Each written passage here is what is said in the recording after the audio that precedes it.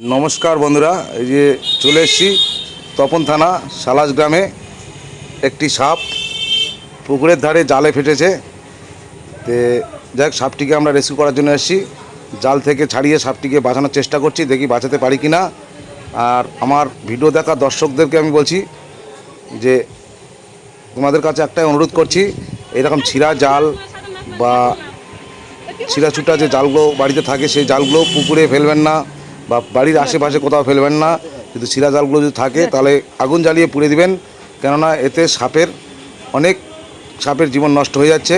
তাই তোমাদের কাছে অনুরোধ করছি এই সমস্ত ছিঁড়া জাল টাল থাকলে আপনারা পুড়ে ফেলে দেবেন, বাড়ির আশেপাশে ছড়িয়ে ছিটিয়ে ফেলবেন না, এতে সাপের জীবন বিপন্ন হতে চলেছে।